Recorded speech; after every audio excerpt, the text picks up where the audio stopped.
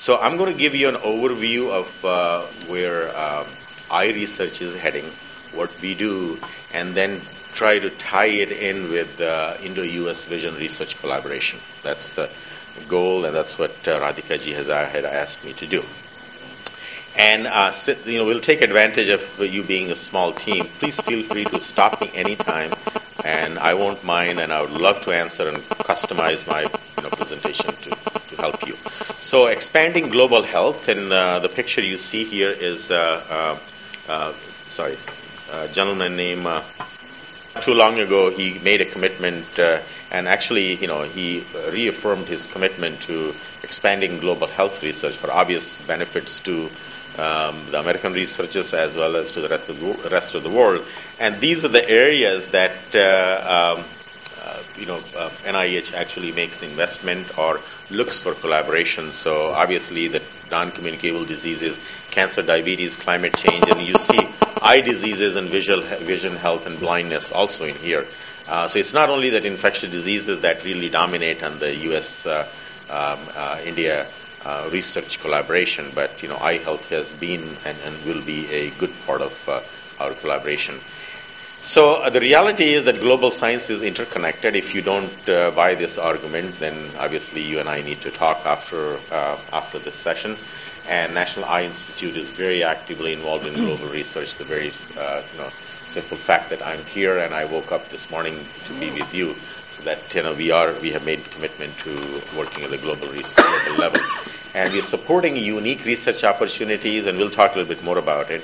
But the third point here is, we are partnering with organizations and countries to leverage NIH funds. And I'll tell you, India is very special for us in terms of parallel funding. So basically to support when we ask important questions in human health and biology.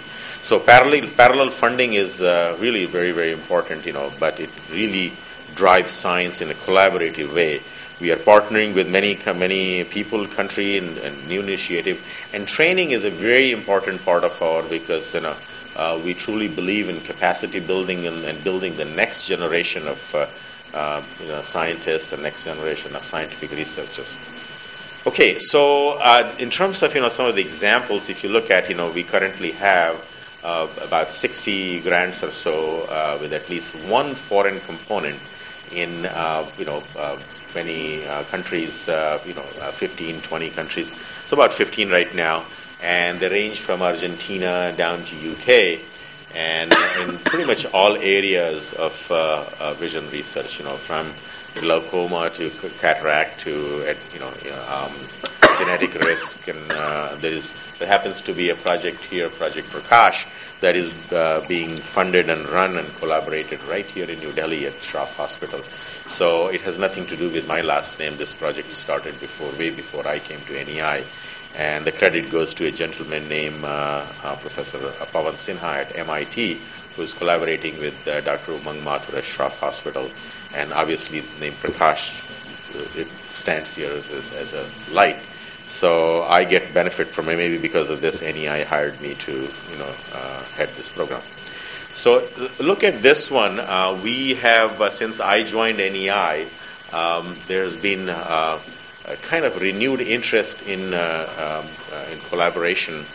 And at National Eye Institute, we have basically two kinds of activity. One is called intramural, where we have our own research scientists, about 300 of them. They are working in our own laboratories in all areas of eye diseases.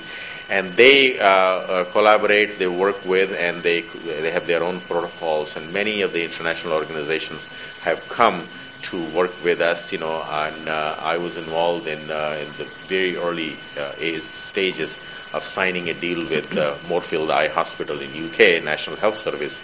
And then this was in a bilateral agreement, and then we added two institutions in China. One is called Zhongshan Ophthalmic Center in Guangzhou. They are hosting the next APO in Guangzhou in April. So they're part of, so this is sort of a very first and a trilateral agreement that, was created under my time, and we're very proud of that collaboration. The second one is with Australia, with the Lowy Medical Research Center, and this involves a number of clinical programs. And then we have institutional collaborations. There are a number of places, and thanks to Radhika ji here, who was instrumental in creating a institute-to-institute collaboration. So you see here the second one is AIMS at the RP Center, and the director of National Eye Institute, Paul Sieving, was here about a year and a half ago, which was at the time of Asia Orvo. And Dr. Rajvardhan Azad and Dr. Tandon actually created this collaboration. So, and then recently we have signed this National Institute of Sensory Organ collaboration, the Tokyo Medical Center. And due to this, a whole new series of efforts have come out, which I'll talk about. It's called Asian Eye Genetics Consortium. And then the last one is that a bilateral government or collaboration. And thanks to the leaders here in India and Department of Biotechnology, that this is the only government-to-government collaboration that has been established with the U.S. government and the Indian government. And this program was created in 2005, and the renewal was just made about a year ago. And there have been, some very, very interesting programs and projects that have come in collaboration. Indian institutions and investigators have collaborated with the U.S. institutions and PIs in the U.S., and they have created over a dozen programs, which is really very high-quality science. And like any relationship, this program has also had its ups and downs, but, obviously, there is time to do some improvement. So we are, Dr. Radhika ji is helping us create the next round of relationship, next round of funding, where we put some improved methodology in place so that the next round is more beneficial to the Indian investigators as well as to the U.S. investigators. Okay, so. I won't give you a whole lot of detail, but there's enough material on DBT and the historical documents available. I generally used to show all these pictures of signing and all that, but you could look at it all at the internet. Now, just in terms of our capacity building and helping out and training part of it, currently we have 67 international fellows who are being trained or visiting scientists. And as you can see there, that the blue piece is India. I should have put it orange there. So. That a big component, about 25%, as you can see, of our young training scientists represent India and China, and this is a very good part of our current relationship and relationships moving forward in the future. And it's not only that these scientists actually come to the U.S. and get trained; many of them are returning back. So just in the last 2 years, 4.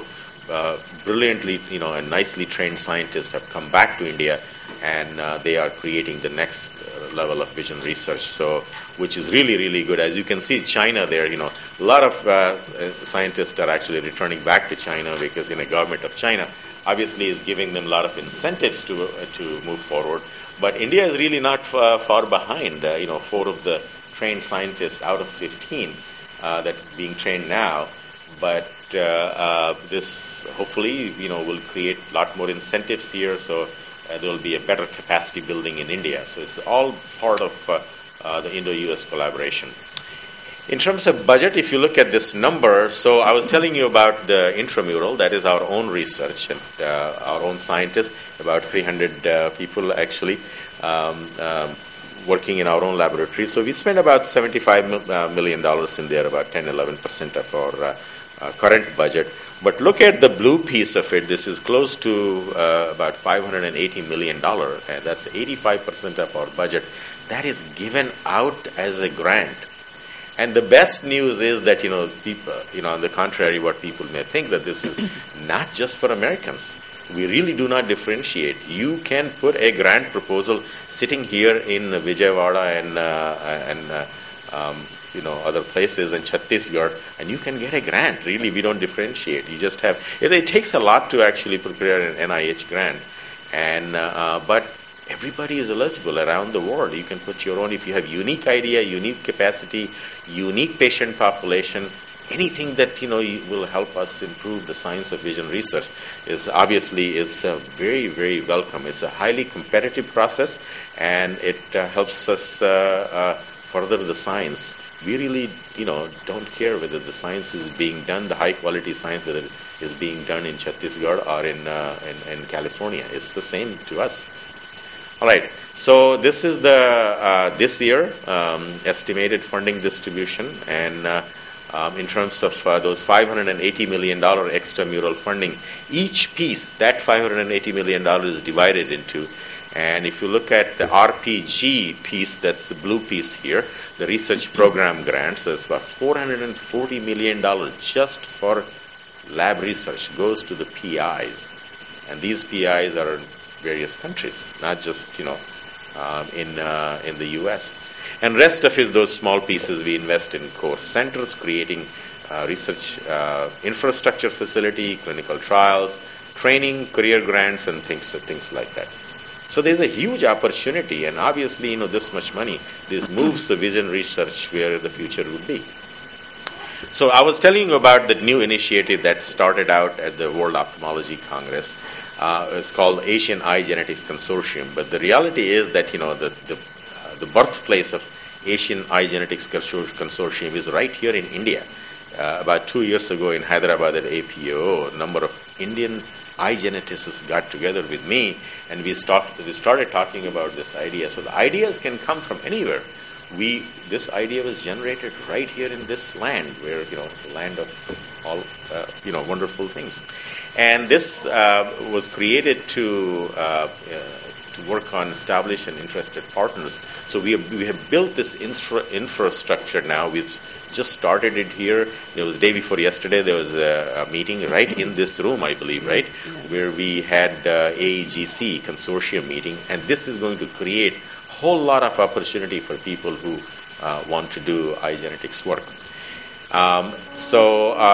April of last year, we had this agreement between NEI and NISO, and then in May, we did official launch at Orvo meeting, and we did an Asia launch in Colombo in October, and right here, the AEGC meeting in this very room took place 2 days ago. So as you can see the picture, the first one is in Tokyo. That was the NISO and NEI collaboration, director of Tokyo Medical University and at the NISO, and my own boss, Dr. Paul Sieving, who is the NEI director. They signed this deal. And if many of you may see Professor Takeshi Iwata, who is sitting at the last one, and he's here in this meeting. If you see him walking around, stop him. Stop him and talk to him about AEGC. He's the newly elected president of AEGC. This happened here, in this room. The middle picture is our Orvo launch, and the third one down there is the Asia launch in Colombo at the SARC and SAO meeting. And these are a bunch of timelines where some other activities will be taking place, and you can obviously see the 73rd AIOC right here, which is an important landmark occasion that we are calling, and this is creating, and there will be a session tomorrow morning, and right here at 8:30 we'll expand this and talk more about it, specific things. So please do come to that session tomorrow morning at 8:30, and this will be an exclusive session created by Dr. Lalit Verma, who is just here, and Dr. Namrata Sharma, and Dr. Natarajan, who is the Secretary General, and many of you know him. He's from Mumbai. So India has taken the position of being Secretary General. So he's right here. You can contact him. But the session will take place tomorrow morning at 8:30. In terms of goal, we'll be sharing genetic information in the Asian population to isolate common disease variants. We are going to establish a system for accurate diagnosing and grouping of Asian eye diseases, biomarkers, and things like that. establishing a system for genetic analysis. We're also going to, next week when we meet in Yokohama, Japan, we're going to discuss and developing a research-oriented database to collect and diagnose things just for Asian. So there's a just huge opportunity. And the fifth one is support and foster collaboration. So working with all of you, whether it's India, Thailand, Japan, or so on, is also a very important part of this new initiative. Okay. This is just in terms of plan. You'll learn more about it tomorrow. I would rather spend time on the funding issue here and in the panel discussion time, but you'll learn more about it tomorrow morning in the session here. And I believe this is the last slide that, this really gives a vision. So we are starting with Asia, started with India, and we have come to a level where we feel very, very proud that a lot of capacity building infrastructure has already been done. Now it's time to do some, real database kind of work. But the overall, if you look at far on this side here, that the vision is to have a global eye genetics consortium from Asia. I think we believe we'll be going to Africa and Europe and South America. But at the end of the day, I don't know whether it will be possible in our tenure, but someday, somewhere, we'll create a global eye genetics consortium. And here's Professor Vanati. She's one of the founders and was there at Arvo. And Dr. Vanati, we just showed you a picture here. So I think at this point, I'm going to stop here and with the belief that we truly believe that good eye research can be done anywhere, and the good ideas can come from anywhere. And in terms of funding, I was told that here in India, if you have a good idea, your research leaders told me that there's no shortage of funds, and that is true anywhere in the world. Naysayers are all over, but amazing. Still, $700 million are going into eye disease research, just NEI. For various things in eye disease, about $450 million just outside grant. So I look forward